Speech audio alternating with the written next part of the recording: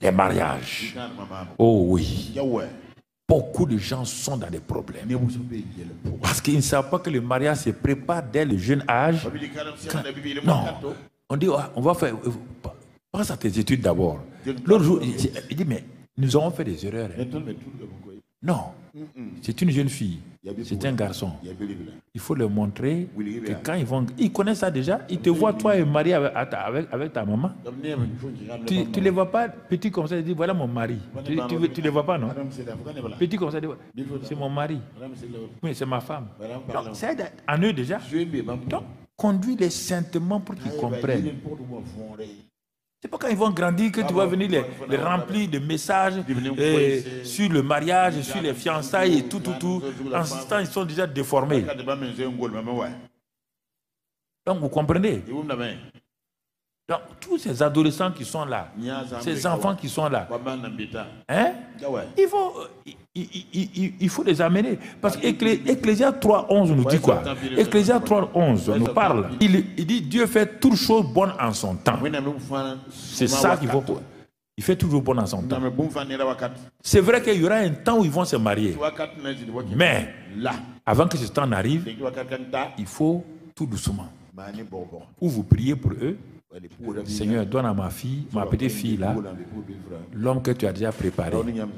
Que l'homme que tu as déjà préparé maintenant, lui aussi, il grandisse là où il est. Ouais, le problème que nous avons, c'est maintenant quand ils sont arrivés à 23, 22 ans, on va prier pour connaître la volonté de Dieu. Mais le mari à qui elle doit se marier là, le gars a été maltraité, déformé. C'est vrai, c'est son mari. Mais quand il veut se marier là, pour se redresser, il faut 5 ans d'histoire, de bagarre inutile. Donc, tu vas prophétiser régulièrement sur ta fille, ta fillette et sur ton garçonnet. Merci Père. Tu vas préparer pour cette petite fille là. Son mari existe déjà. Parle-lui. Dès cet âge-là, qu'il connaisse le Seigneur. Que le Seigneur pose sa main sur lui. Pour cette fille-là, qui doit se marier à mon petit garçon-là, prépare-le. Mais on ne fait pas ça. Et voici le garçon. Un jour, la fille vient à la maison avec un pied plat derrière lui. Maman, c'est mon type. Tu l'as eu où? Où on gagne? Là où tu as gagné, moi j'ai gagné là-bas. C'est bagarre maintenant. Bagarre entre les parents. Vous voyez? Quand je préparais, Dieu m'a dit, vous là-même, je vous ai dit des choses. Il dit, qu'est-ce que j'ai dit? Quand j'ai dit, n'éloignez pas le truc de l'enfant dès son bas âge. Si on ne doit pas éloigner le fouet, on ne doit pas éloigner aussi la bénédiction. Ou bien? Eh oui! On doit les corriger. Si on doit les corriger, on doit les bénir aussi. Ah non, nous on les corrige. Et maintenant, c'est quand ils sont devenus, tu vois, qu'on veut les... Donc tu vois, voici les problèmes qui nous arrivent. Et lisons un autre passage. Et Ésaïe 29, je crois, c'est ça. Je vous ai donné ce passage, Ésaïe 29, 16. C'est pourquoi, 28 c'est ça, ainsi parle le Seigneur, l'Éternel. Voici j'ai mis profondément en Sion une pierre éprouvée, une pierre angulaire de prix, solidement posée. Celui qui la prendra pour appui n'aura point hâte de fuir. N'a pas besoin de fuir, aller à gauche, à droite, si tu prends la pierre angulaire là, qui est Jésus-Christ. Nous devons introduire Jésus-Christ dans chaque aspect de notre vie. Mais nous les parents, c'est pour nous d'abord. On veut ceci, on veut cela. On dit bénir nos enfants. Non, on doit introduire Jésus-Christ, la prière de Jésus-Christ dans leur vie, dans chaque aspect de leur vie. Non. Vous avez cette grâce-là aujourd'hui, vous les plus jeunes là, avec des petits-enfants qui commencent, vous pouvez commencer ce que je vous dis là, au fur et à mesure. Et vous allez voir, Dieu a préparé un temps pour le mariage. Je viens maintenant aux jeunes filles, ou ceux qui sont arrivés à l'âge de se marier. Pourquoi je dis ça? Il n'y a pas une jeune fille qui est née sur cette terre-là, dont le mari n'existe pas. Dieu peut dire à la jeune fille là, donc consacre-toi à moi, ne te marie pas. Ça c'est pour moi. Consacre-toi à moi garçon, comme Paul, ne te marie pas. Ça, si on dit qu'il manque un mari ou une fille ou une femme sur la terre, non, ça n'existe pas. Deuxième chose, Dieu sait que toute personne, garçon ou fille, a un mari ou une femme. Le mariage est entre les mains du Seigneur. Écoutez, dès le commencement, quand je prépare, Dieu parfois il parle à ses serviteurs. Tu as honte quoi? Tu as honte. Tu ne connais rien même. Mais il ne te honit pas. Il dit, vous parlez de mariage. Vous faites des séminaires sur les mariages. Adam a fait quel séminaire pour avoir Ève? Quel séminaire Adam a fait? C'est pas Dieu qui a amené la femme, non? Donc, le mariage vient de qui? De Dieu. Abraham a compris ça. Abraham a dit à son serviteur, Élisée, Damas, va dans mon pays là. Ne prends pas une autre fille, hein? Ne prends pas une Cananéenne pour mon enfant. Va là-bas, dans le royaume là. Va là-bas. Il y a une fille que Dieu a préparée. Je ne connais pas. Quand tu vas aller, tu vas prier. Comme je t'ai appris à prier là. Élisée est arrivé. Il s'est arrêté au bord du puits. Et voici Rebecca qui arrive. Il dit, ah Seigneur, si c'est elle là, je vais lui dire des paroles. Et regarde. Ils ont fait quoi? Vous dites qu'il faut marcher ensemble 3 ans. Rebecca a marché avec Isaac, il n'était même pas là. Aujourd'hui, on dit c'est mariage forcé.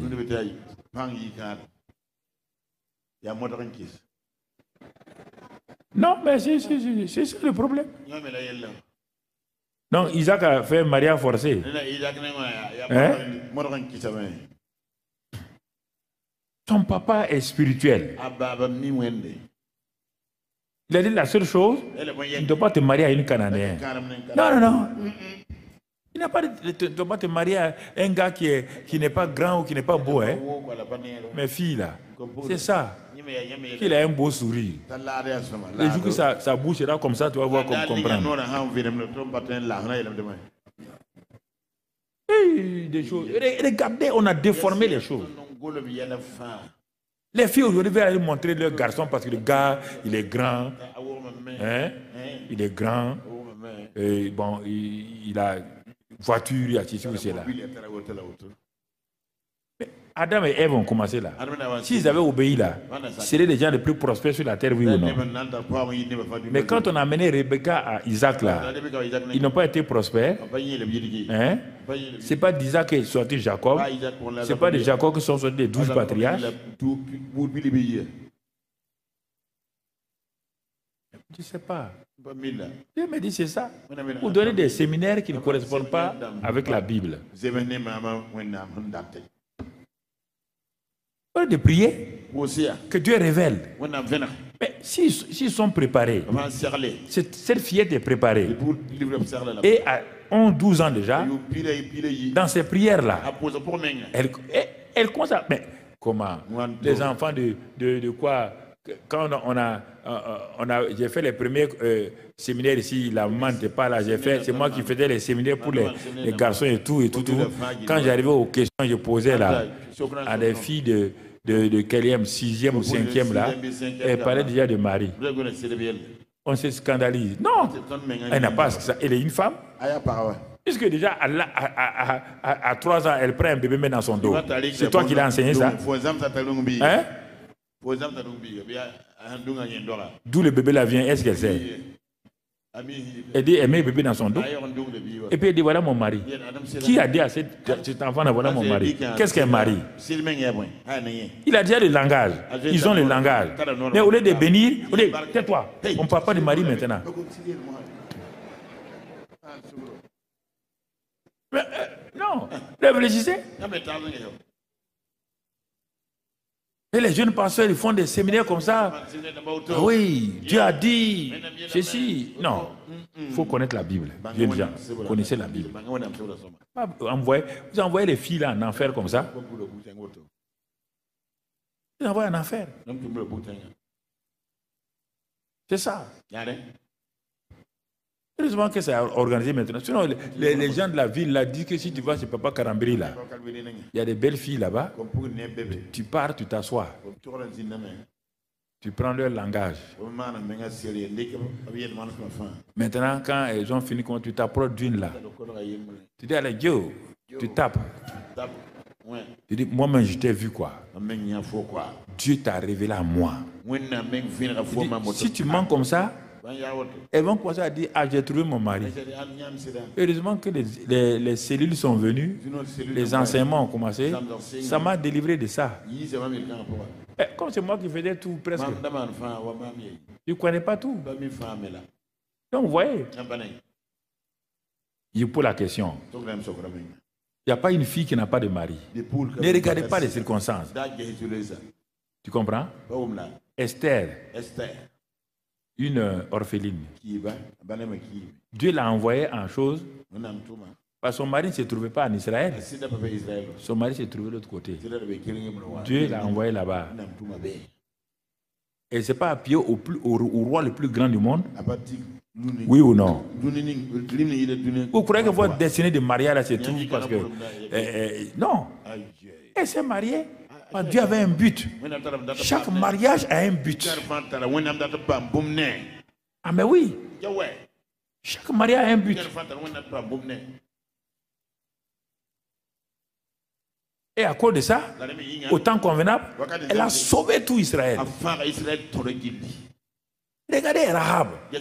Les gens l'ont appelé Rahab la prostituée. Rahab la prostituée.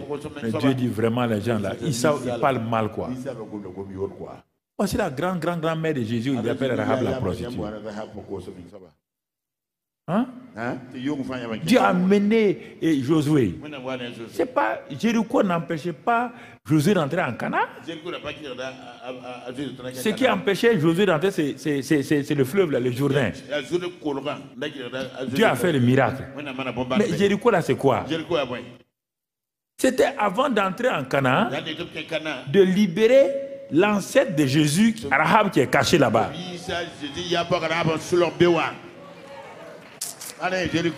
Mais est-ce qu'ils ont pris l'argent de Jéricho? Ils ont pris quelque chose? Mais ils ont fait sortir qui? Rahab s'est marié à qui? C'est le Jourdain qui était leur blocage. Jéricho là, c'est ça, Jéricho là, c'est pour Rahab.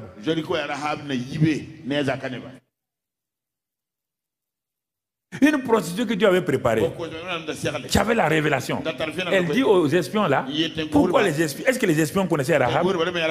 Pourquoi ils sont rentrés dans la grande ville de Jéricho là, elles sont allées directement à Rahab. Dieu a conduit les choses.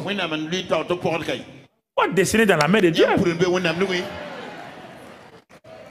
Une jeune femme appelée Ruth, inceste, venant de l'inceste, ils n'ont pas droit à quoi que ce soit en Israël. Israël les a condamnés, les Moabites, condamnés. Dieu a regardé encore. Après Rahab, celle qui doit venir pour être grand-mère de Jésus là, c'est Ruth. Une femme née de l'inceste, une femme maudite, Dieu va l'arracher pour la mettre dans sa trajectoire pour se marier à Boaz. Toutes les filles ont des Boaz au nom de Jésus. Dieu va vous révéler votre Boaz. Boaz, c'est l'homme que Dieu a préparé pour vous, qui va vous introduire dans la tribu du lion de Juda. Il n'y a pas d'âge.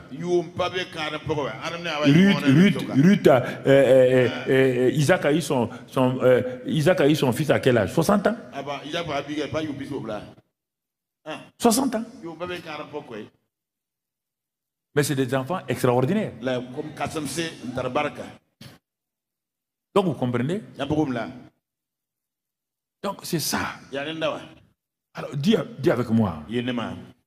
C'est Dieu seul qui fait un changement de classe. Dieu a fait un changement de classe pour Esther, pour Rahab et Ruth.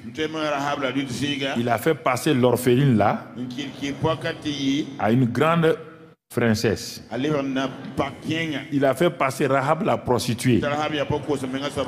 Ruth la Moabite a des positions élevées. Alors, toi, Seigneur, surtout les jeunes filles ou les jeunes femmes qui pensent qu'elles ont dépassé l'âge, ou les mamans qui ont des enfants pris, et même les jeunes filles, les petites là, vous commencez à prier. Hein? Commencez à prier maintenant. Même si vous êtes au CP3, priez. Il faut dire, Seigneur, fais-moi passer de la classe inférieure à la classe supérieure. Seigneur, ne me laisse pas perdurer dans la classe des célibataires, car tu as préparé la classe des mariés pour moi. Quand ton temps viendra, je changerai de catégorie. Ton temps est mon temps, Seigneur. Dans ton temps, tu me fais entrer dans mon mariage. Et je te remercie pour cela, Seigneur. Je te bénis pour cela. Car j'ai décidé de te confier toute ma vie. Seigneur, j'ai choisi l'homme ou la femme à travers mes yeux. Et ça n'a pas marché. Souvent, j'ai choisi selon mes sentiments, selon mes cinq sens. Ça n'a pas marché. Mais maintenant, comme Adam qui n'a pas choisi Ève, comme Isaac qui n'est pas allé regarder Rebecca, aujourd'hui, moi aussi, en tant que garçon ou fille, je ne choisirai pas simplement selon mes cinq sens. Ton choix est mon choix. Et ce mari existe déjà. Cet homme, tu l'as déjà préparé afin que nous puissions vivre ensemble. C'est pourquoi Satan, toi qui as voilé cet homme, je déchire ton voile au nom de Jésus. Je détruis ce voile au nom de Christ Jésus. Sur le mari de ma fille ou bien sur moi, même si tu es là toi-même, tu le dis. Maman, priez pour vos filles pour cela. Ce soir, je renverse toutes les murailles de Jéricho qui m'a tenu esclave pendant des années pour que je ne me marie pas. Seigneur, je refuse toute forme de muraille. Seigneur, je lis maintenant tout esprit d'anti-mariage, tout esprit de solitude, tout esprit de peur, tout esprit de rejet. Je les lis au nom de Christ Jésus. Seigneur, ce soir, au nom de Jésus, je me libère de toute malédiction parentale que les parents dans leur ignorance ont proclamé sur moi en disant que je serai une vieille fille ou bien que je n'aurai pas de bon mari. C'est dans leur ignorance que maman a dit cela, que papa a dit cela. Je renverse toutes ces malédictions ce soir. Je brise tous ces liens maléfiques ce soir. Et je proclame que Seigneur, désormais, je vais fonctionner dans la liberté des enfants de Dieu. Seigneur, je me retire de l'association des non-mariés. Je me retire de l'association des mariages en retard. Je me retire de l'association des mariages spirituels avec des maris ou des femmes spirituelles. Les maris de nuit, les femmes de nuit n'ont pas de part avec moi. Je vous échappe maintenant. Votre pouvoir est brisé. J'ai un mari authentique, préparé par Dieu. Au temps convenable, j'entrerai dans le mariage. Dans le mariage que Dieu a préparé. Un bon mariage qui nous donnera des enfants extraordinaires. Merci Seigneur. Que tout mari spirituel qui me suit dans mes sommeils, toute femme spirituelle qui me suit dans mes sommeils maintenant, tombe et meurt au nom de Christ Jésus.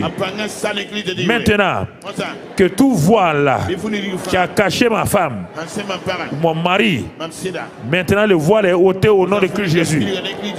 À la mort de Jésus, le voile a été déchiré. Tout voile est déchiré maintenant. Seigneur, que tout faux mari qui se présente devant moi, programmé par Satan, quitte mon chemin. Tout mauvais mari, mari maléfique que Satan a programmé pour détruire ma destinée, tu quittes mon chemin. On ne se rencontrera pas. Seigneur, merci pour ma femme, mon mari. Merci parce que tu as dit dans le psaume 91, tu as dit ceci, Seigneur, et je m'appuie sur ce psaume-là au verset 14. Ce psaume dit, et puisque tu m'aimes, je te délivrerai, je te protégerai, puisque tu connais mon nom. Invoque-moi, je te répondrai, je serai avec toi dans la détresse, je te délivrerai, je te glorifierai, je te rassasierai de longs jours et je te ferai voir mon salut. Telle est ma prière ce soir, parce que je t'aime. Tu me fais voir un salut, tu me fais voir mon mari, tu me fais voir ma femme. Je m'attends à ça maintenant. Maintenant, merci pour ma destinée familiale au nom de Jésus. Amen, amen, amen.